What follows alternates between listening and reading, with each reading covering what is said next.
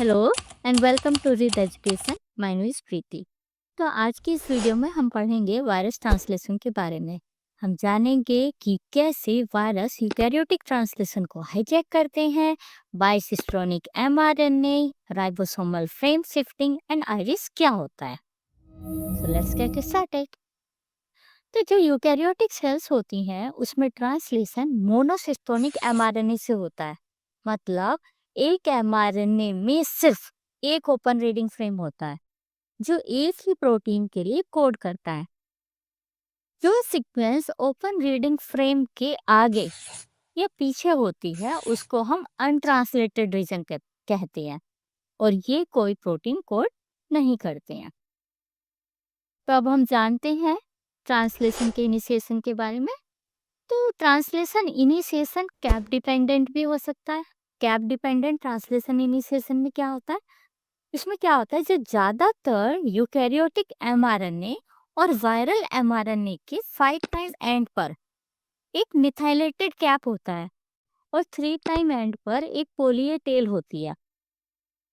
और ये structures translation start करने में अपना बहुत ही इंपॉर्टेंट रोल प्ले करते हैं। कैसे? जो 5 प्राइम कैप होती है ना, ये साइट होती है यूकैरियोटिक इनिशिएशन फैक्टर के बाइंड करने के लिए। और ये फैक्टर जो है जो methionine tRNA and 40S ribosomal सब यूनिट को अटैच करते हैं। नेक्स्ट पोली ए टेल, जो 3 प्राइम एंड होता है वहां पर पोली ए टेल होती है। तो इसमें क्या होता है, पोली ए बाइंडिंग प्रोटीन वो पोली ए टेल पर बाइंड करती हैं और कैप और टेल के बीच इंटरेक्शन कराती हैं। और जब कैप और टेल का इंटरेक्शन होता है, मीन 5 प्राइम कैप और 3 प्राइम एंड का इंटरेक्शन होता है, तो एमआरएनए सर्कुलराइज हो जाता है और इससे क्या होता है, इससे ट्रांसलेशन एफिशिएंसी बढ़ती है। नेक्स्ट है मैकेनिज्म एमआरएनए स्कैनिंग।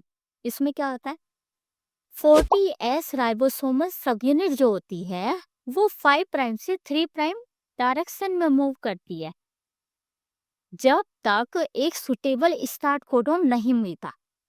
नॉर्मली जो ट्रांसलेशन जो होता है वो पहले स्टार्ट कोडोन से ही स्टार्ट होता है। स्टार्ट कोडोन क्या होता है, AUG। लेकिन कुछ वायरस अल्टरनेट स्टार्ट कोडोन भी यूज करते हैं, जैसे कि सिंदाई वायरस जो ACG को इनिशिएशन कोडोन के रूप में यूज करता है।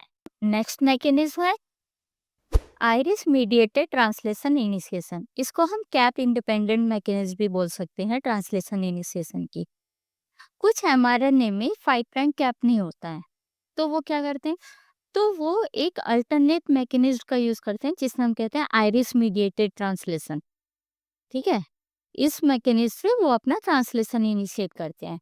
तो क्या होता है ये आइरिस जो है एक हाईली स्ट्रक्चर्ड आरएनए सीक्वेंस होती है जो राइबोसोम को डायरेक्टली रिक्रूट करती है बिना कैप के। राइबोसोम क्या करते हैं, एक इंटरनल पोजीशन से ट्रांसलेशन स्टार्ट कर लेता है। कहाँ पर होती है ये, आरएनए वायरस में होता है आइरिस मैकेनिज्म, जैसे कि hepatitis C virus, picorna virus. DNA virus में भी मिलती है ये सीक्वेंस, जैसे कि ये KSHV virus. And cellular mRNA में भी कुछ केसेस में आइरिस देखी गई है। नेक्स्ट हम जानेंगे बाइसिस्ट्रोनिक एमआरएनए। तो ज्यादातर यूकैरियोटिक और वायरल एमआरएनए मोनोसिस्ट्रोनिक होते हैं। यानी मैंने क्या बताया था, यानी कि एक एमआरएनए में सिर्फ एक ही ओपन रीडिंग फ्रेम होता है जो कि एक ही प्रोटीन कोड करता है। लेकिन कुछ वायरस के जो एमआरएनए होते हैं वो बाइसिस्ट्रोनिक या पॉलीसिस्ट्रोनिक होते हैं, मतलब कि दो या ज्यादा ओपन रीडिंग फ्रेम होते हैं उनके पास। तो ये एमआरएनए क्या करते हैं, दो अलग प्रोटीन एनकोड कर सकते हैं। अगर दो ओपन रीडिंग फ्रेम है या दो से भी ज्यादा है तो और ज्यादा प्रोटीन एनकोड कर सकते हैं, या फिर एक एक्सटेंडेड प्रोटीन बन सकती है डिपेंडिंग ऑन ट्रांसलेशन मैकेनिज्म। तो इनमें ट्रांसलेशन कैसे होता है, जो बाइसिस्ट्रोनिक एमआरएनए होते हैं इनमें लीकी स्कैनिंग मैकेनिज्म देखी गई है। तो कई बाइसिस्ट्रोनिक एमआरएनए में दोनों ओपन रीडिंग फ्रेम जो होते हैं क्या होता है, कभी कभी ओवरलैप करते हैं। या फिर एक ओपन रीडिंग फ्रेम के अंदर दूसरा ओपन रीडिंग फ्रेम होता है। तो यहाँ क्या होता है, जब 40S राइबोसोमल सब यूनिट mRNA को स्कैन करती है तो क्या होता है, कभी कभी पहले ओपन रीडिंग फ्रेम का स्टार्ट कोडन स्किप हो जाता है और ट्रांसलेशन जो है वो सेकंड ओपन रीडिंग फ्रेम से स्टार्ट हो जाता है। तो हम इस मैकेनिज्म को स्ट्रेंथ क्या बोलते हैं, लीची स्टैनिंग बोलते हैं। और इसमें ribosome as the net site use कर सकते हैं। फॉर एग्जांपल कुछ वायरस जो होते हैं इस मैकेनिज्म से डिफरेंशियल प्रोटीन एक्सप्रेशन रेगुलेट करते हैं, जिससे जीन एक्सप्रेशन का बैलेंस जो है वो मेंटेन होता है। Next, ribosomal frame shifting mechanism. कभी कभी राइबोसोम ट्रांसलेशन के दौरान रीडिंग फ्रेम शिफ्ट कर लेता है, जिसे हम राइबोसोमल फ्रेम शिफ्टिंग कहते हैं। तब होती है जब राइबोसोम एक फ्रेम शिफ्ट सिग्नल और सेकेंडरी स्ट्रक्चर जैसे कि जिसे हम क्या बोलते हैं, स्यूडोनोट, इनको एनकाउंटर करता है ना, तो उस टाइम पे फ्रेम शिफ्टिंग हो जाती है। इस वजह से राइबोसोम जो होता है क्या करता है, इस फोक कोडोन को इग्नोर कर देता है और ओपन रीडिंग फ्रेम 2 में शिफ्ट हो जाता है। इससे क्या होता है, इससे एक इलोंगेटेड प्रोटीन बनती है जो दोनों ओपन रीडिंग फ्रेम का कॉम्बिनेशन होती है।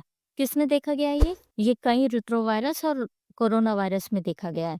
ये इस मैकेनिज्म का यूज करते हैं दोनों वायरस, ताकि उनका प्रोटीन डाइवर्सिटी और एप्लीकेशन एफिशिएंसी बढ़ सके। वायरस अपने जीनोम का एफिशिएंट यूटिलाइजेशन करने के लिए इन्हीं मैकेनिज्म का यूज करते हैं। लीकी स्कैनिंग और फ्रेम शिफ्टिंग अलाउ करते हैं कि एक ही mRNA से बहुत सारी प्रोटीन बन सके। ये वायरस के सर्वाइवल के लिए एक अच्छा एडवांटेज क्रिएट करता है। अब एक बार ट्रांसलेशन हो गया, प्रोटीन बन गई, उस प्रोटीन में क्या होता है, बनते बनते ही या बनने के बाद को एंड पोस्ट ट्रांसलेशन मॉडिफिकेशन होता है। तो क्या है को and post translation modification? Protein जब ट्रांसलेट होते हैं तब ये या तो उनके साथ साथ या ट्रांसलेशन के बाद कुछ मॉडिफिकेशन करती हैं। कौन से मॉडिफिकेशन? जैसे कि ग्लाइकोसाइलेशन, एसाइलेशन और फास्फोराइलेशन। इन तीनों को हम एक एक करके पढ़ेंगे अब। तो सबसे पहले आता है ग्लाइकोसाइलेशन। ग्लाइकोसाइलेशन में क्या होता है, शुगर अटैच होती है प्रोटीन से। तो ग्लाइकोसाइलेशन एक ऐसा प्रोसेस है जिसमें ओलिगोसैकेराइड ग्रुप्स या फिर शुगर चेन ये प्रोटीन से अटैच होते हैं। और इस प्रोसेस में दो मेन टाइप होते हैं, O glycosylation and N glycosylation. O glycosylation में क्या होता है, जब ओलिगोसैकेराइड्स सेरीन या थ्रियोनिन रेसिड्यू के OH ग्रुप से जुड़ता है, OH है ना, इसे याद रखना है, OH ग्रुप से जुड़ता है तो इसे ओ ग्लाइकोसाइलेशन कहते हैं। ये मॉडिफिकेशन मेनली कहाँ होता है, गोल्जी कॉम्प्लेक्स में होता है। अब आएंगे हम एन ग्लाइकोसाइलेशन। जब शुगर मॉलिक्यूल एस्पेरेजिन रेसिड्यू के NH2 ग्रुप से जुड़ता है तो इसे एन ग्लाइकोसाइलेशन कहते हैं। ये प्रोसेस रफ एंडोप्लाज्मिक रेटिकुलम में स्टार्ट होता है और गोल्जी कॉम्प्लेक्स में कंप्लीट होता है।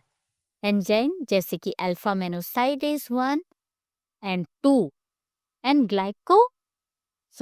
ग्लैक्टोसाइड ट्रांसफरेज इसमें हेल्प करते हैं। ग्लाइकोसाइलेशन की जरूरत क्या है, तो वायरस ग्लाइकोसाइलेशन का यूज करते हैं अपनी प्रोटीन को इम्यून सिस्टम से बचाने के लिए, होस्ट सेल रिकॉग्निशन और वीरियन असेंबली में हेल्प करने के लिए।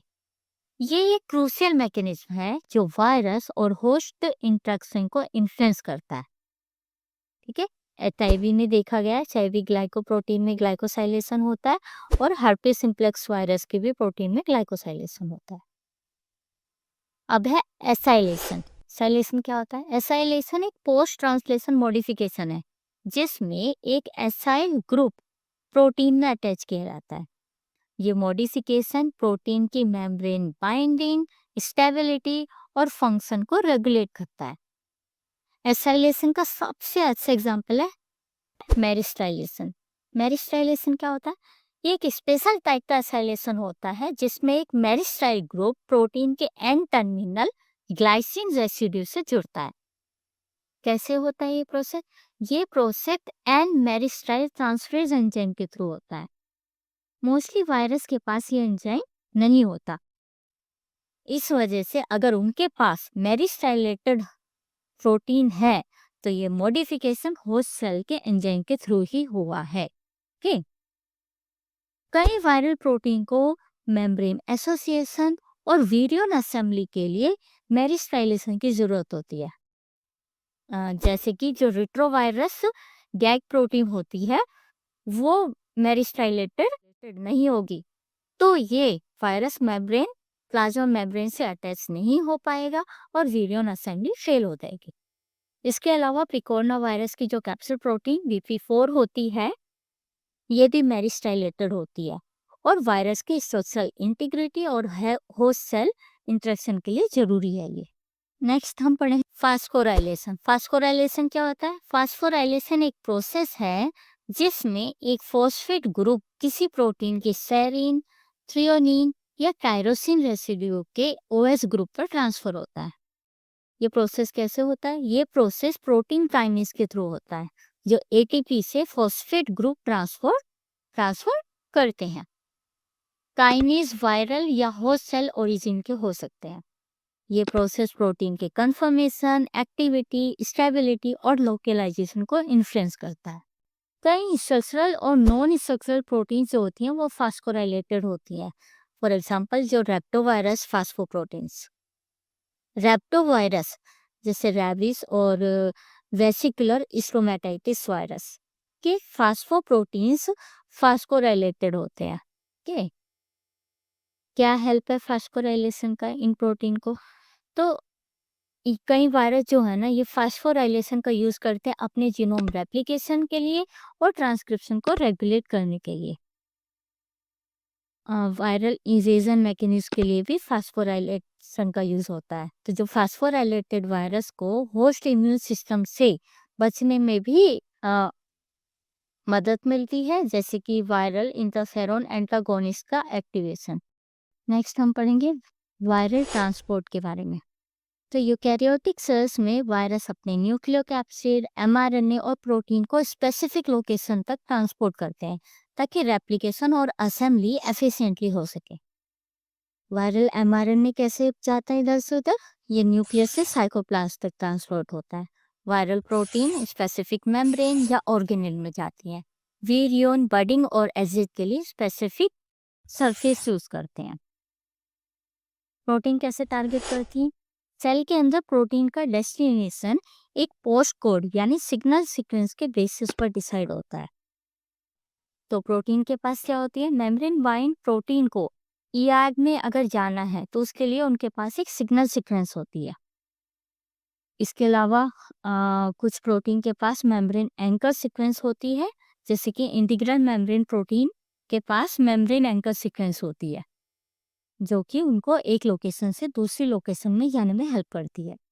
वायरल प्रोटीन ट्रांसपोर्ट होता कैसे है? तो वायरल ज़्यादातर जो मेम्ब्रेन प्रोटीन होती हैं वो रफ एंडोप्लाज्मिक रेटिकुलम में सिंथेसाइज होती हैं, उसके बाद वो गोल्जी कॉम्प्लेक्स में मॉडिफाई होती हैं और फाइनली प्लाज्मा मेम्ब्रेन या न्यूक्लियर एनवलप तक ट्रांसपोर्ट होती हैं। फॉर एग्जांपल HIV ग्लाइकोप्रोटीन जो है वो यही पाथवे फॉलो करती है, RER से गोल्जी में जाना, देन गोल्जी से प्लाज्मा मेम्ब्रेन। न्यूक्लियस एक्सपोर्ट और इंपोर्ट भी होता है प्रोटीन का। तो अगर वायरस का रेप्लिकेशन न्यूक्लियस में होता है तो उसके प्रोटीन का न्यूक्लियस में जाना जरूरी है। कैसे जाती है? उसके लिए उनके पास न्यूक्लियस लोकलाइजेशन सिग्नल होता है और इस सिग्नल के थ्रू वो न्यूक्लियस में जाती है। और न्यूक्लियस से बाहर आने के लिए भी उनके पास एक सिग्नल होता है, nucleus export signal. Virus budding and surface specificity क्या होता है? तो जो एम्लो वायरस होते हैं वो प्लाज्मा मेम्ब्रेन के अलग अलग सरफेस से बर्ड करते हैं। जैसे कि इन्फ्लुएंजा वायरस जो होता है वो एपिकल सरफेस से बर्ड होता है एंड जो वेसिकुलर स्टोमेटाइटिस वायरस होता है वो बेसोलेटरल सरफेस से बर्ड होता है। तो आज हमने क्या क्या समझा? हमने समझा कि वायरस ट्रांसलेशन क्या होता है, monocistronic mRNA, iris and frame shifting, post translation modification, क्या क्या पढ़ा उसमें हमने? Acylation, glycosylation, phosphorylation, viral protein कैसे ट्रांसपोर्ट होती हैं, वो ईआर से गोल्जी में जाती हैं, गोल्जी से प्लाज्मा मेम्ब्रेन में जाती हैं। इसके अलावा न्यूक्लियस में भी उनका इंपोर्ट एक्सपोर्ट होता है। हमने पढ़ा budding and releasing of the virus. Thank you. Bye bye.